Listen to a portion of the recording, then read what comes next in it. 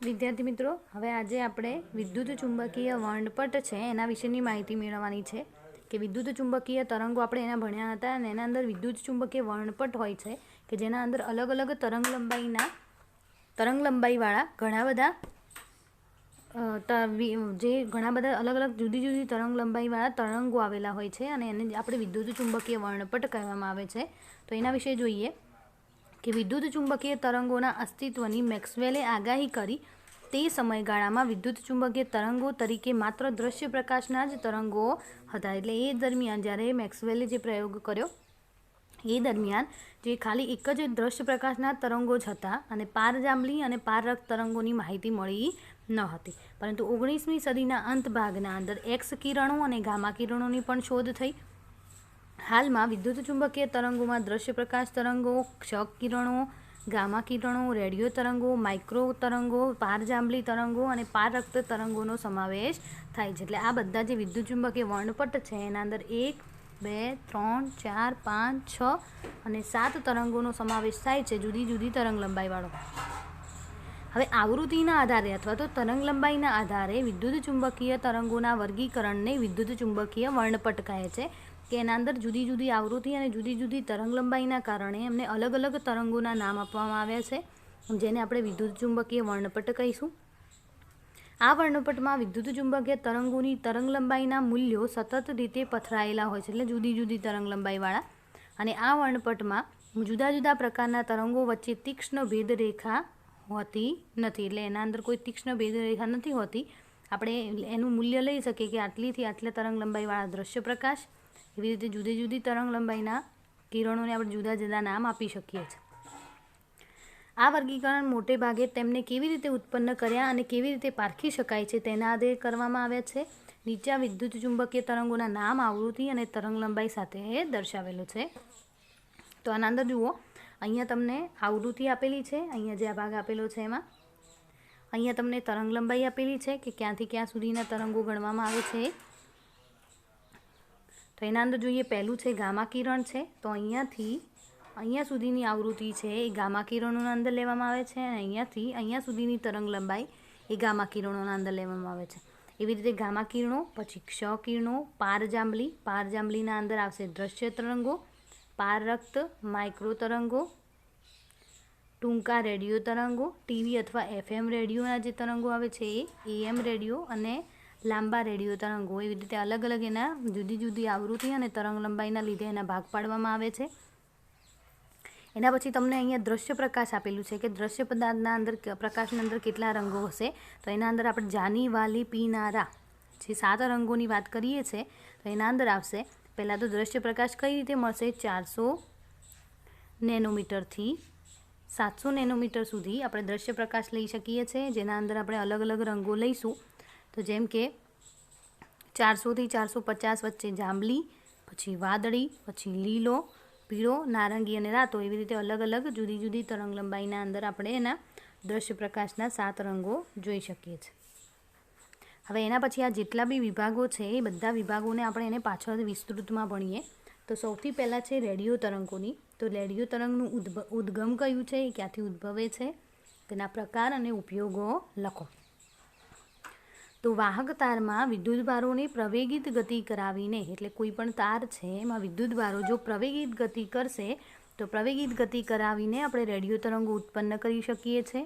એમની આવૃત્તિ કેટલી હોય છે? તો 500 કિલો હર્ટ્ઝથી 1000 મેગા હર્ટ્ઝ સુધીના જે તરંગો છે એમને આપણે રેડિયો તરંગો તરીકે ઓળખીએ છીએ. બરાબર. આના અંદર તો તમને ઘણા બધા MCQ નીકળી શકે છે. આ 2 માર્ક્સના અંદર પ્રશ્ન બી પૂછાઈ શકે અને એના અંદર MCQ બી નીકળશે. તો હવે એના પ્રકારો કેટલા આપેલા છે એને આપણે AM કહીશું, જેને એમ્પ્લિટ્યૂડ મોડ્યુલેશન કહેવામાં આવે છે, જેની આવૃત્તિ અહીંયા આપેલી છે. બરાબર. એના પછી છે શોર્ટ વેવ, એની આવૃત્તિ તમને આપેલી છે અને એ ઊંચી આવૃત્તિ, જેની આવૃત્તિ ઊંચી હશે એની તરંગ લંબાઈ કેવી હશે? નાની. પછી ટીવી તરંગો આવે છે, એની આવૃત્તિ તમને આપેલી છે. ફ્રીક્વન્સી મોડ્યુલેશન છે તો એના માટેની આવૃત્તિ આપેલી છે. પછી મોબાઈલ ફોન માટે અલ્ટ્રા હાઈ ફ્રીક્વન્સી, એ ખૂબ જ ઊંચી તીવ્રતાવાળી ધ્વનિ હોય છે. તો આ બધા જે છે એ અલગ અલગ જે 5 આપેલા છે એ શું છે, રેડિયો તરંગોના પ્રકારો આપેલા છે કે કયા કયા પ્રકારના રેડિયો તરંગો આપણે લઈ શકીએ.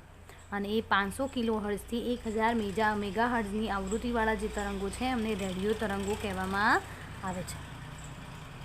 એના પછી બીજા છે માઇક્રોવેવ તરંગોના ઉદ્ગમ અને તેના ઉપયોગો લખો. તો માઇક્રોવેવ તરંગોને ચોક્કસ પ્રકાશની શૂન્યાવકાશિત ટ્યુબ, શું હોય છે, એક ટ્યુબ હોય છે એના અંદર શૂન્યાવકાશ એટલે શૂન્યાવકાશ હોય છે. ચોક્કસ પ્રકારની શૂન્યાવકાશી ટ્યુબ જેવી કે ક્લિસ્ટ્રોન, મેગ્નેટ્રોન અને ઘન ડાયોડની મદદથી ઉત્પન્ન કરવામાં આવે છે. એટલે એવી શૂન્યાવકાશી ટ્યુબ છે એના દ્વારા આપણે માઇક્રોવેવ તરંગો ઉત્પન્ન કરી શકીએ છીએ. માઇક્રો તરંગોની આવૃત્તિનો ગાળો 0.3 ગીગાહર્ટ્ઝથી 300 ગીગાહર્ટ્ઝ સુધીનો હોય છે. અને એની કેવા હોય છે તરંગો? આ ટૂંકી તરંગ લંબાઈવાળા રેડિયો તરંગો છે. બરાબર. હવે એના પછી ઉપયોગો છે એના આપેલા કે ટૂંકી તરંગ લંબાઈના કારણે તેનો ઉપયોગ એરોપ્લેનની દિશા નિયંત્રણમાં વપરાતા રડારમાં થાય છે. બીજું, લડાકુ વિમાન, જળ પરિવહન અને સેટેલાઇટમાં દિશાના નિયંત્રણમાં વપરાતા રડારમાં પણ થાય છે. પછી રડાર બોલની ઝડપ, વાહનની ઝડપ શોધવા માટે સ્પીડ ગન્સમાં આધાર પૂરો પાડે છે, એટલે એના અંદર પણ થશે. અને માઇક્રોવેવ ઓવન જે લઈએ છીએ એના અંદર પણ માઇક્રોવેવ તરંગોનો ઉપયોગ થાય છે. બરાબર. આ 4 રીતે એના અંદર ઉપયોગ કરી શકાય. આવા ઓવનમાં માઇક્રોવેવની આવૃત્તિ પાણીના અણુઓની અનુનાદીય આવૃત્તિ સાથે મેળવેલ હોવાથી તરંગની ઉર્જા પાણીના અણુઓની ગતિ ઉર્જા સ્વરૂપે રૂપાંતરિત થાય છે અને જેને લીધે પાણી ધરાવતા ખોરાકનું તાપમાન વધારી શકાય છે. એટલે કે એ માઇક્રોવેવની જે આવૃત્તિ છે એ પાણીના અણુની જે અનુનાદીય આપણે આવૃત્તિ લઈએ છીએ ઓમેગા 0, એના સાથે એ બંને સરખી હોય છે, જેના કારણે તરંગની ઉર્જા જે છે એ પાણીના અણુઓને શું આપે છે, ગતિ ઉર્જા સ્વરૂપે રૂપાંતરિત કરી નાખે છે અને જે પાણી ધરાવતો જે ખોરાક છે એમનું તાપમાન વધારી શકાય છે. જનરલી આપણે ઘરે વપરાતા જે માઇક્રોવેવ ઓવન છે એમની જે આવૃત્તિ છે 0.915 ગીગાહર્ટ્ઝથી 2.45 ગીગાહર્ટ્ઝ સુધીની હોય છે અને જેનો ખોરાક રાંધવા માટે એનો ઉપયોગ થાય છે. એના પછીનો પ્રકાર છે પારરક્ત તરંગો. એના ઉદ્ગમ અને ઉપયોગો કીધા છે. તો પારરક્ત તરંગો ગરમ પદાર્થ અને ગરમ અણુઓ દ્વારા ઉત્પન્ન કરી શકાય છે. કોઈ પણ ગરમ પદાર્થ અથવા તો ગરમ અણુ હશે તો એના દ્વારા આપણે પારરક્ત તરંગોનું ઉત્સર્જન કરી શકીએ છીએ. એલઈડી પર પારરક્ત તરંગોનું ઉત્સર્જન થાય છે, જે લાઇટ ઇમિટિંગ ડાયોડ જે આપણે લઈએ છીએ. એલઈડીનું ફૂલ ફોર્મ શું થશે? Light emitting diode. એમાં પણ પારરક્ત તરંગોનું ઉત્સર્જન થાય છે. તે માઇક્રોવેવ અને દ્રશ્ય પ્રકાશના વિસ્તારની વચ્ચે આવેલા હોય છે. કે માઇક્રોવેવ તરંગો અને દ્રશ્ય પ્રકાશ જે છે એ બંને વચ્ચે એ પારરક્ત તરંગો આવેલા હોય છે. પારરક્ત તરંગોને ઉષ્મા તરંગો પણ કહેવામાં આવે છે. અને એને ઉષ્મા તરંગો કહેવાનું કારણ એ છે કે મોટાભાગના દ્રવ્યમાં રહેલા પાણીના અણુઓ પારરક્ત તરંગોનું શું કરે છે? શોષણ કરે છે. એટલે એ પારરક્ત તરંગોનું શોષણ કરવાના કારણે એને ઉષ્મા તરંગો પણ કહેવામાં આવે છે. આ તરંગોના શોષણ બાદ અણુઓની ગતિ ઉર્જા વધે છે, તેથી તે શું થાય છે? ગરમ થાય છે અને તેની આસપાસના અણુઓને ગતિ ઉર્જા આપતા તે અણુઓ પણ ગરમ થાય છે અને તેમને હીટ વેવ્સ કહેવામાં આવે છે.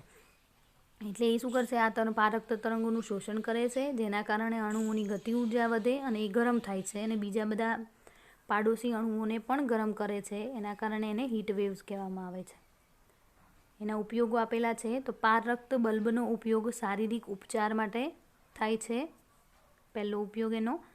એના પછી ગ્રીન હાઉસ અસર થકી પૃથ્વી પરની સરેરાશ તાપમાન જળવાઈ રહે છે. પારરક્ત તરંગોના કારણે ગ્રીન હાઉસના કારણે જે પૃથ્વીનું નુકસાન થાય છે અથવા તો એનું તાપમાન વધે છે, એ તાપમાનને જળવાઈ રાખવા માટે પણ પારરક્ત તરંગોનો ઉપયોગ થાય છે. એના પછી પારરક્ત ડિટેક્ટરનો ઉપયોગ લશ્કરી હેતુઓ અને પાક વિકાસ જોવા માટે પણ થાય છે. અને એલઈડી જે પારરક્ત તરંગોનું ઉત્સર્જન કરે છે, એ એલઈડીનો ઉપયોગ ઘર વપરાશની ઇલેક્ટ્રોનિક વસ્તુઓ જેવી કે ટીવી, રેડિયો, રેકોર્ડર અને હાઈફાઈ તંત્રોમાં રિમોટ સ્વિચના અંદર જે રિમોટ હોય છે એની આગળ જે લાલ લાઇટ હોય છે એલઈડી, એના અંદર પણ પારરક્ત તરંગોનો ઉપયોગ થાય છે. એના પછી કિરણોનો ઉદ્ભવ અને ઉપયોગો છે. તો દ્રશ્ય કિરણો છે એ સૂર્યમાંથી આવતા એક વિકિરણનો એક ભાગ છે. આ કિરણો જ્વાળાઓ, બલ્બ અને ઇન્ડક્ટેન્સન્ટ લેમ્પ જે છે એના દ્વારા આપણે ઉત્પન્ન કરી શકીએ છીએ. આ 3 દ્વારા. આ વર્ણપટનો એવો ભાગ છે કે જે મનુષ્ય આંખ દ્વારા પરખાય છે, એટલે એ ભાગને આપણે જોઈ શકીએ છીએ. એની આવૃત્તિ 4×1014 હર્ટ્ઝથી 7×1014 હર્ટ્ઝ જેટલી હોય છે આવૃત્તિ, અને તરંગ લંબાઈ લગભગ 700થી 400 નેનોમીટરની વચ્ચે હોય છે. એના ઉપયોગો છે તો એમની આપણે આંખો દ્વારા એને જોઈ શકીએ છીએ, એટલે આપણી આંખો આ તરંગ લંબાઈ માટે સંવેદનશીલ હોય છે. બીજું, આપણી આંખમાં આસપાસ રહેલી વસ્તુઓ પરથી ઉત્સર્જિત અને પરાવર્તિત દ્રશ્ય પ્રકાશની મદદથી આપણે જોઈ શકીએ છીએ. એટલે આપણી આજુબાજુ જે વસ્તુઓ રહેલી છે એ દ્રશ્ય પ્રકાશ તરંગોનું ઉત્સર્જન કરે છે અને ત્યાંથી પરાવર્તનના કારણે આપણે એ વસ્તુને જોઈ શકીએ છીએ. જુદા જુદા પ્રાણીઓ માટે આ તરંગ લંબાઈ એની સંવેદનશીલતા જુદી જુદી હોય છે. જેમ કે સાપ છે એ પારરક્ત તરંગોને પારખી શકે છે, પરંતુ માણસ જે છે એ પારરક્ત તરંગોને જોઈ શકતું નથી. એટલે બધા જુદા જુદા પ્રાણીઓની આંખને જોવાની જે ક્ષમતા છે તરંગ લંબાઈ એ જુદી જુદી તરંગ લંબાઈ માટે અલગ અલગ હોય છે. ઘણા જંતુઓનો દ્રશ્ય ગાળો પારજાંબલી વિભાગ સુધી વિતરેલો હોય છે. એટલે અમુક એવા પણ જંતુઓ હોય છે કે જે પારજાંબલી વિભાગ પણ જે પારજાંબલી તરંગો છે એમને પણ જોઈ શકતા હોય છે. હવે એના પછી પારજાંબલી કિરણોનું ઉદ્ગમ અને ઉપયોગો. તો પારજાંબલી એટલે અલ્ટ્રાવાયોલેટ, એને એટલે યુવી પણ કહેવામાં આવે છે. એ ચોક્કસ પ્રકારના લેમ્પ અને વધારે ગરમ પદાર્થોમાંથી ઉદ્ભવે છે. સૂર્ય પણ આ કિરણોને ઉત્પન્ન કરનાર અગત્યનો સ્ત્રોત છે. સૂર્યમાંથી આવતા પારજાંબલી તરંગોનો મોટો ભાગ વાતાવરણમાં લગભગ 40થી 50 કિલોમીટર ઊંચાઈ આવેલા ઓઝોન સ્તરમાં શોષણ પામે છે. એટલે ઓઝોન સ્તરના અંદર પારજાંબલી કિરણોનું શું થઈ જાય છે? શોષણ થઈ જાય છે. વધારે પ્રમાણમાં પારજાંબલી પ્રકાશ એ માનવ શરીરને હાનિ કરતા છે. યુવી પ્રકાશમાં વધુ સમય રહેવાથી શરીરમાં મેલેનિન ઉત્પન્ન થાય છે અને ચામડી કાળી પડી જાય છે. યુવી કિરણોનું સાદા કાચ વડે શોષણ થાય છે. સાદા કાચ વડે એનું શોષણ કરી શકાય છે. તેવી કાચવાળી બારીમાંથી આવતા યુવી પ્રકાશથી ચામડી કાળી પડતી નથી અને સનબર્ન થતો નથી. એટલે સૂર્યના કિરણોના કારણે જે આપણી ચામડી જે કાળી પડી જાય છે એ અમુક પ્રકારની જે બારી આવે છે જે સાદા કાચ વડે એનું શોષણ થઈ જાય છે જે સૂર્યપ્રકાશનું, અને એ આપણને નુકસાન કરતા નથી. વેલ્ડિંગ કરતી વખતે સ્પાર્કમાં મોટા પ્રમાણમાં યુવી પ્રકાશ ઉત્પન્ન થાય છે. તેથી વેલ્ડિંગ કરનાર તેમની આંખોને કાળજી રાખવા માટે ચોક્કસ પ્રકારના કાચના ગોગલ્સ અથવા કાળા કાચની બારી ધરાવતા મોહરા પહેરે છે. એના ઉપયોગો કઈ જગ્યાએ થશે? તો એની તરંગ લંબાઈ કેવી છે? ટૂંકી છે, 400 નેનોમીટરથી 0.6 નેનોમીટર.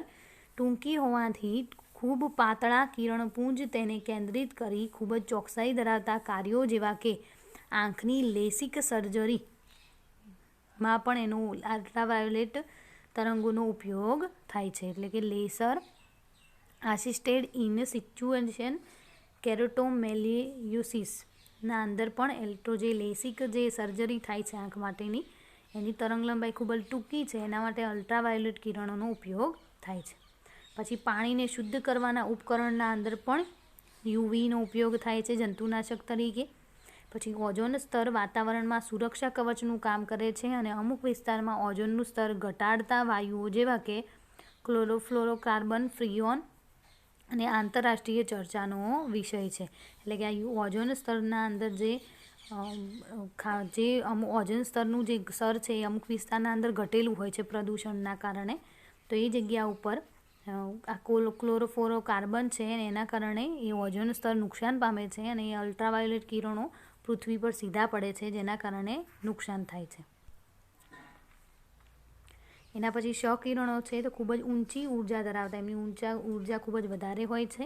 ઇલેક્ટ્રોનને ધાતુના લક્ષ્ય પર પ્રતાડિત કરીને ક્ષ-કિરણોને ઉત્સર્જિત કરવામાં આવે છે. ઇલેક્ટ્રોનને કોઈ ધાતુ પર પ્રતાડિત એટલે આપાત કરવામાં આવે છે અને એના કારણે ક્ષ-કિરણોનું ઉત્સર્જન થાય છે. વિદ્યુત ચુંબકીય વર્ણપટમાં પારજાંબલી કિરણો અને ગામા કિરણોના વચ્ચેના વિસ્તારમાં ક્ષ કિરણો આવે છે. એની તરંગ લંબાઈ 10⁻8 મીટરથી 10⁻13 મીટર સુધીની હોય છે, અથવા તો એને 10 નેનોમીટરથી 10⁻4 નેનોમીટર કહી શકીએ છીએ. એનો ઉપયોગ થાય છે તો એના અંદર મેડિકલના અંદર ક્ષેત્રે હાડકાનું ફ્રેક્ચર શોધવા માટે, અમુક પ્રકારના કેન્સરના ઉપચાર માટે પણ ક્ષ કિરણોનો શોધ થાય છે, જે આપણે એક્સરે કરાવીએ છીએ. ક્ષ કિરણોના જીવિત માંસપેશીઓને નુકસાન કે નાશ કરી શકતા હોવાથી તેનો વધુ પડતો અને બિનજરૂરી ઉપયોગ ટાળવો જોઈએ. જે માંસપેશીઓ છે એને નુકસાન કરે છે, એટલે એનો વધારે ઉપયોગ કરવો જોઈએ નહીં.